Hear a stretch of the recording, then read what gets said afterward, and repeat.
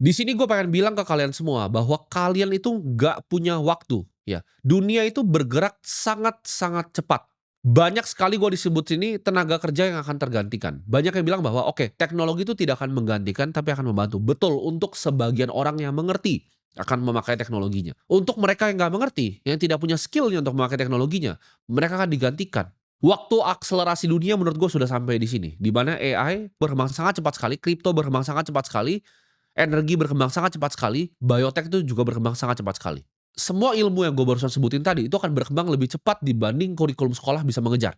Skill yang mungkin kalian semua pelajari ya 5 tahun lalu untuk mencari uang, mungkin sekarang itu udah obsolete, udah nggak berguna lagi, udah nggak dipandang dan udah nggak dilihat lagi. Di 2025, gue punya karyawan 15, itu bekerja lebih efisien, lebih cepat, dan lebih akurat dibanding gue karyawan 150 di 2020. Apakah gue melakukan itu dari 150 sampai 15 tuh karena perusahaan gue tidak berkembang? Jawabannya tidak. Karena teknologi sudah lebih efisien. Sudah tidak dibutuhkan lagi orang sebanyak itu. Tapi pekerjaan 15 ini itu kayak pekerjaan 1.000 orang sekarang. Jadi gue nggak perlu scaling dari 150 ke 300, 500. Perusahaan yang besar dan banyak karyawan itu udah nggak matters lagi. Karena perusahaan billion dollar seperti Telegram aja karyawan cuma 30. Ya. Telegram tuh entire karyawannya cuma 30 sekarang. Jadi udah nggak teli lagi, orang zaman dulu bilang, "Oke, kalau mau perusahaan besar tuh harus punya karyawan yang banyak." Jawabannya tidak. Nah, ke depannya pengusaha-pengusaha yang di depan ya, pengusaha-pengusaha yang besar akan sadar hal yang gua sadari, bahwa 15 tuh bisa kerjain 150. Jadi kalau punya 1.500 bisa dikerjakan dengan 150. Bahkan ke depannya 1.500 bisa dikerjakan dengan 15. Perusahaan akan berubah. Dia nggak akan jadi jaringan karyawan besar tapi special force. Tapi gimana Bang kalau pabrik? Itu semua akan digantikan oleh humanoid robot. Jadi yang bekerja clerical tuh bakal digantikan semuanya, semuanya akan digantikan. Dan dalam 4 sampai 5 tahun ini bakal susah untuk mencari kerja. Ketika banyak pengusaha yang sudah melek seperti gua. Dunia internet ini memberikan kesempatan untuk kalian semua di sini yang ibaratnya mau belajar ya, punya willingness to learn, pengen belajar, pengen tahu hal baru. Untuk mereka yang skeptis, mereka yang sok pintar, gua say sorry di sini kalian akan ditinggalkan oleh dunia. Teknologi memang ada di sini untuk membantu manusia, tapi di saat ada revolusi teknologi yang besar, ya, ketika mesin jahit ditemukan, banyak orang yang akhirnya nggak punya pekerjaan harus beralih ke skill yang lain.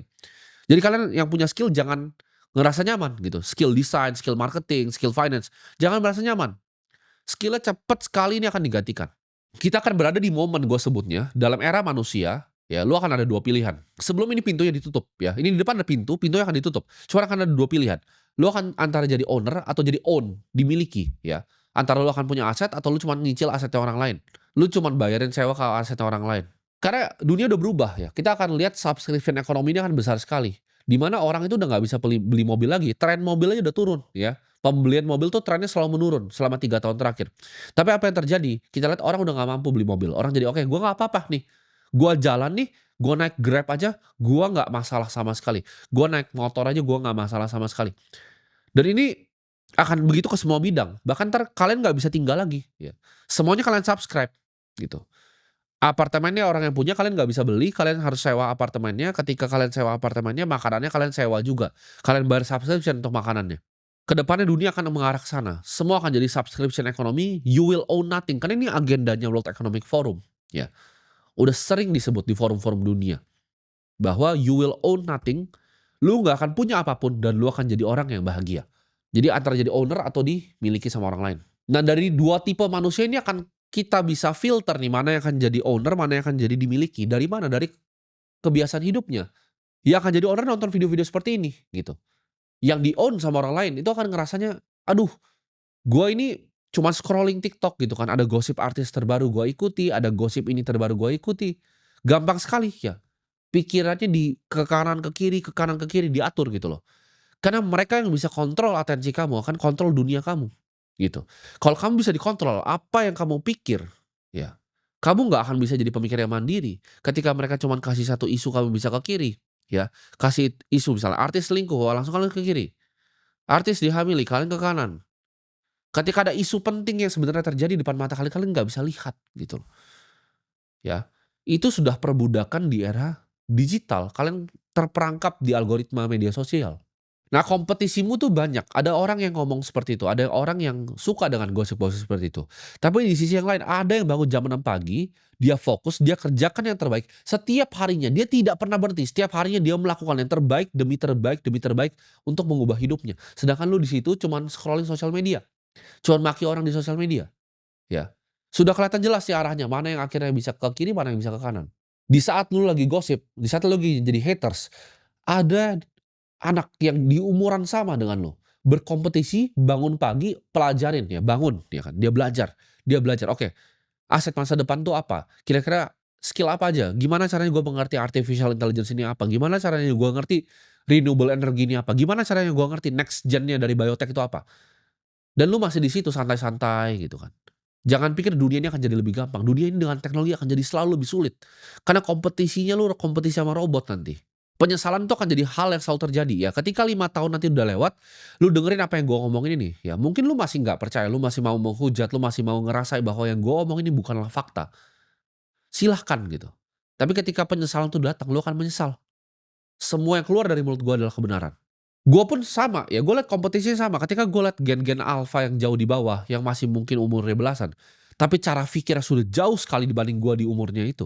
Gua ngerasa gua akan kalah ya, dan gua pasti akan kalah ya, generasi atas tuh pasti kalah sama generasi bawah, kenapa? Karena adopsi mereka ke teknologi itu lebih cepat.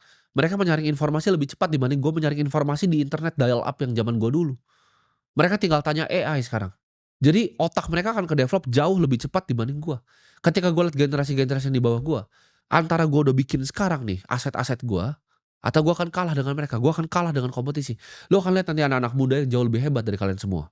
Lu akan nyesel, lu akan lihat kerajaan yang bisa lu bangun seharusnya, kehidupan yang lu bisa dapat ya, orang tua yang lu harusnya bisa bahagiakan, malah ada anak muda yang bisa lebih bahagia orang tuanya dibanding lu.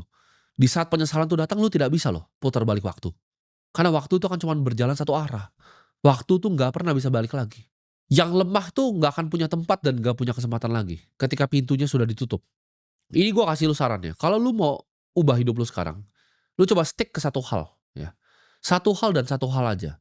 Yang lu mau improve skill lu di situ, taruh 1 tahun hidup lu, setiap hari yang lu pikirin gimana caranya lu jadi 1% lebih baik di hal itu, di skill itu.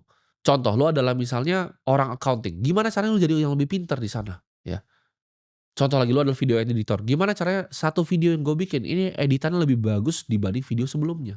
Simple aja, improvement improvement improvement. Kenapa? Karena lu butuh separasi diri lu dengan yang lain dalam waktu 5 tahun ini. Kalau nggak berhasil lu separasi, lu nggak akan jadi bedanya dengan all the masses yang lain.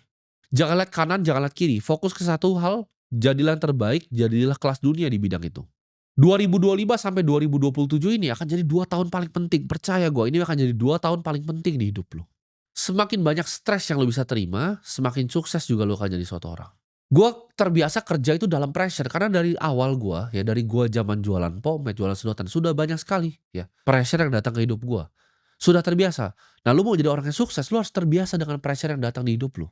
Lu nggak bisa biarin ibaratnya. Will lu, kemauan lu itu dipatahin sama keadaan di dunia. Mau itu orang lain, mau itu keluarga lu sendiri, mau itu diri lu sendiri. Semangat lu itu nggak boleh patah jadi seorang manusia. Gue itu nggak pernah nyerah ya, di apapun yang gue kerjain, gue nggak pernah quit. Zaman dulu gue jualan tuh sulit, ditolakin sama orang, gue nggak pernah nyerah, ya. Ketika gue berinvestasi mulai sulit dunianya, gue tidak pernah nyerah. Ketika gue berinvestasi dikerjain sama bandar, dirugikan sama orang, gue tidak pernah menyerah, ya. Ketika gue di-framing sama orang, gue tidak pernah nyerah, ya. Dan gue tidak akan pernah nyerah. Kenapa? Karena itu diri gue, ya itu jati diri gue. Kalau lu baru kerjain sesuatu yang sulit sedikit ya, sulit baru sedikit, lu nyerah. Dunia ini akan cap lu sebagai pecundang, dan diri lu bahkan akan cap diri lu sendiri sebagai pecundang. Gua adalah orang yang sangat-sangat persisten, ya. Ketika gue lihat tujuan gue tahu mimpi gue apa, gue tahu itu baik, gue tahu itu nggak salah. Gue akan kejar itu sampai ujung dunia. Gue akan kejar semua mimpi-mimpi gue. Gue punya mimpi masa kecil, gue pengen bangun sebuah gedung, ya. Di mana di situ bisa ada teman-teman gue, di situ bisa ada restoran gue, di situ ada mimpi-mimpi gue akan bangun di sini. Mau tuh gue bangun bata demi bata sampai tangan gue berdarah. Mau ada 1.000 orang lemparin gue tombak waktu gue bangun gedung itu. Suatu saat akan gue bangun gitu loh. Gue adalah orang yang gue selalu bilang, mulut gue itu bisa dipegang gitu. Dan gue gak takut siapapun. Karena yang gue punya satu, yang gue punya kepercayaan akan diri gue sendiri, dan gue yakin tujuan gue baik gitu. Dan gue yakin yang di atas juga tahu tujuan gue tuh baik. Kenapa gue masih lakukan ini semua? Ya banyak teman-teman gue yang bilang, "Oke, lu punya cukup, lu harus bisa nyantai, bisa take your time off," ya kan. Gak usah fokus lah edukasiin orang-orang di sini. Toh banyak yang bilang, sulit juga edukasi di negara seperti ini. Tapi nggak masalah buat gue, karena poinnya bukan itu. Gue bikin ini semua karena gue ada janji yang gue bikin ke Tuhan waktu gue dulu ya. Di saat gue bilang, Ya, ketika gue bebas dari jeratan rantainya, gue akan bebasin semua kalian dari jeratan rantainya. Gue nggak takut, ya banyak yang nggak suka, banyak orang-orang di atas sana dengan kekuasaan yang luar biasa yang nggak suka, gue nggak masalah, gitu. Mereka nggak suka gue bebasin rantainya dari kalian, nggak masalah gue. Mungkin nyantai itu bukan jalan hidup gue, ya. Alexander mungkin bisa berhenti ketika dia kuasain benua yang pertama. Tapi jawabannya gue nggak akan berhenti, ya either gue mati mencoba kuasain sampai ke India kayak Alexander atau ya udah mati di jalan aja gitu kan. Antara lu bisa kontrol pikiran lu atau mereka nanti yang kontrol isi pikiran lu ya, mereka akan lemparin pengalihan isu nasional, mereka lemparin segala macam, sampah dikasih ke lu, lewat buzzer-buzzer mereka ini ya. Jangan cuma jadi budak algoritma yang gampang diatur pikirannya. Gue merasa gue lahir di dunia ini karena gue dititipin untuk membawa sesuatu, ya. Untuk membawa obor edukasi, untuk bangunin kalian, untuk bebasin kalian dari jeratan rantainya. Apakah ada yang gak suka? Pasti luar biasa banyak sekali yang tidak suka dengan apa yang gue sedang kerjakan, ya kan? Sebelum ada semua ini ya, banyak akan coba framing gue dengan naratif-naratif. Misalnya gue contoh, gue memang punya misi untuk beneran edukasi, ada yang bilang, "Oke, gue bangun sekolah untuk cuci cuci nama." Nggak masalah, gitu. Nggak masalah, gue di-framing seperti itu nggak masalah. Karena sebelum ada kamera nih, sebelum sekolah pertama gue bangun itu di NTT, di Sumba ya. Gue tuh 2021 tuh udah beasiswain dari 200 anak ya, anak yatim 200 biji gue beasiswain tanpa kamera, tanpa ini semua ya. Gue udah sekolahin banyak orang. Gue pengen mereka yang nggak punya kesempatan tuh punya kesempatan. Gue pengen kalian semua yang di balik layar di sini nggak pernah dapat edukasi di sini, bisa dapat kesempatan untuk gue mengedukasi kalian di sini. Karena nggak bisa kalian datang ke sini satu-satu, ya. Mungkin nanti kalau gue udah punya gedung ya, gue kumpulin kalian di auditorium gue yang besar itu gratis, datang aja. Cuman selama gua belum bisa melakukan itu, ini kanal terbaik yang gue bisa lakukan gitu loh. Dengan lihat tatap muka seperti kalian ini, sini. Gue bilang, "Lu nggak akan pernah bisa stop gue, lu nggak akan pernah bisa cancel gue." Kenapa? Karena yang gue keluarkan adalah sebuah ide, ya. Seorang manusia mortal tuh selalu bisa mati, tapi ide itu nggak akan pernah bisa mati. Dari kalian yang tidak tanamin bibit kalian sekarang, lu akan menerima ganjaran di masa depan. Lu yang nggak mau dengerin omongan gue untuk kerja keras sekarang, lu akan menerima nanti 2030 ganjarannya seperti apa. Untuk gue ini bukanlah sekedar game yang gue cuma main 1, 2 tahun ya. Ini adalah berkat yang dititipkan ke gue ya. Ini adalah titipan. Semua yang gue dapatkan di dunia ini adalah titipan yang dititipkan ke gue. Dan ini akan gue manfaatkan sebaik-baiknya gitu. Arah dunia ini cuma dua ya. Antara lu punya tahta yang akhirnya lu bisa jadi berkat untuk banyak orang, atau lu jadi budak di rantai di sistem. Itu nggak ada tengahnya ya. Karena ketika lu dikasih waktu, lu dikasih kesempatan, ya, juga lu dikasih waktu untuk belajar nih ada 2 tahun nih untuk fokus untuk kembangin diri lu, lu pilih untuk enggak, gitu. Lu pilih jadi diri lu yang sama, jadi ketika nanti harinya datang jangan cari video gua lagi. Lu cukup mengaca sama diri lu, lu bilang ke diri lu, "Ini saya yang tidak mau berubah," gitu. Jadi inget ya, waktu lu semua itu tinggal sebentar lagi, ya, dan peperangannya baru saja dimulai.